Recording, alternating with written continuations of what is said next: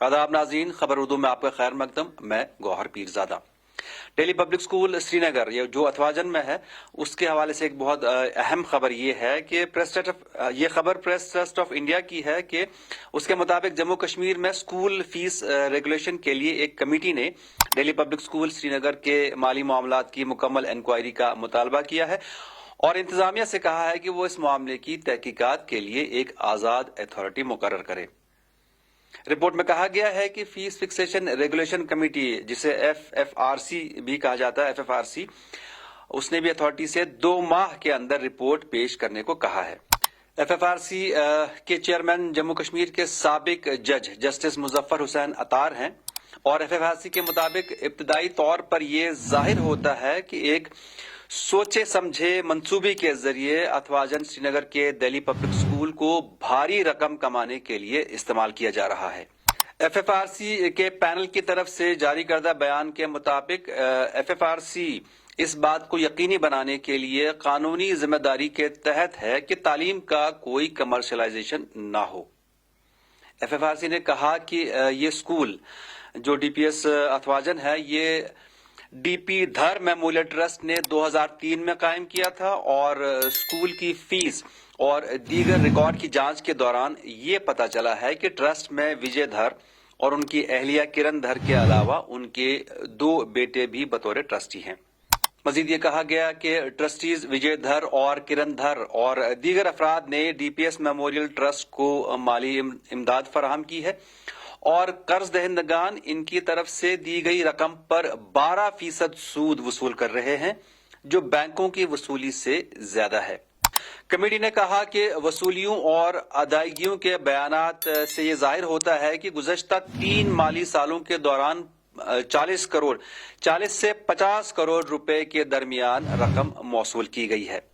FFRC के हुक्मनामे में कहा गया है कि इन सालों की रसीदें और अदायगियों के गोशवारे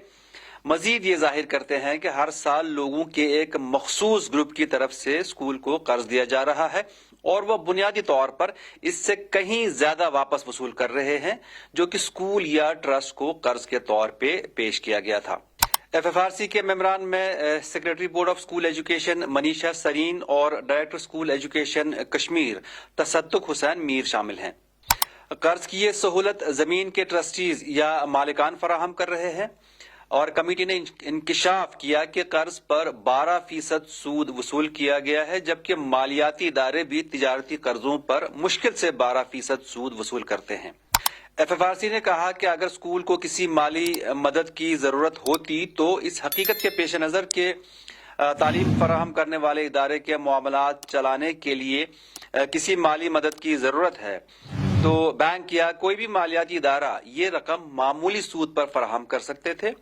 बसूरत दीगर ये जाना जाता है कि तालीम देना एक फलाही काम है। स्कूल पर सख्त तनकीद करते हुए कमेटी ने कहा कि किराया ट्रस्ट के मेंबरान वसूल कर रहे हैं जो कि जमीन के मालिक हैं।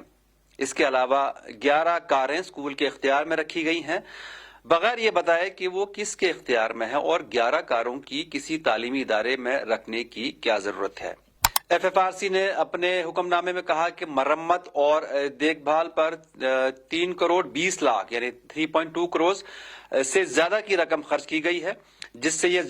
पता चलता है कि एक माली साल में मरम्मत और देखभाल पर इतनी बड़ी रकम कैसे खर्च की गई। एक सवाल ये खड़ा होता है कि इतनी बड़ी रकम कैसे खर्च की गई एक तालीमी इदारे में। कमेटी ने कहा कि इसी तरह 18 लाख रुपए से ज्यादा की खतीर रकम हॉस्टल और खाने के अखराजात के तौर पर अदा की गई है, जब कि स्कूल एक नॉन बोर्डिंग स्कूल है और इश्तिहारात और सफर खर्च के अलावा और कारों के चलाने पर भी भारी अखराजात किए गए हैं। FFRC ने कहा कि बयान करदा हकाइक से पहली नजर में ये मालूम होता है कि एक